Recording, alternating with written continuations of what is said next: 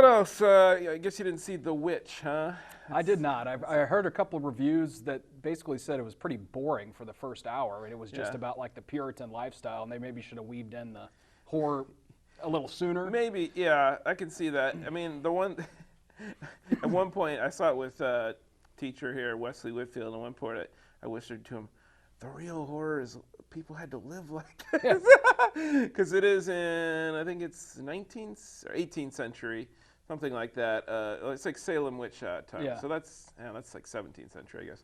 And it's in New England, so if it's got that whole the weird thing is that they really tried to mimic, I think, as closely as possible the way people talk. So much more thicker accents than still speaking in English, but like they're fresh off the boat from wherever England. They sounded kind of Scottish to me.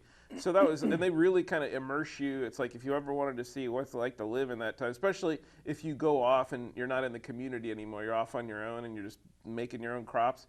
It really has. It's kind of like The Shining off in the woods, and the reason I'm seeing the guy like chopping wood continue. He just reminded me a lot of that Jack Torrance character in The Shining. Like he's so going so crazy. I'm just gonna chop some more wood, even though I got a mountain of wood pile over here. So yeah, they really it does. In case you're wondering, it does get pretty supernaturally and kind of like satanic. And if you're not into that kind of stuff, it's kind of creepy. But yeah, if you can hang on through the slow parts or whatever, it does build up to some good creepy stuff. So I recommend that. And Triple Nine's just a sort of standard, somewhat standard kind of coppers, capers, whatever, ex-military guys. Seems like that's a thing in movies, like ex-military, and he's robbing banks now.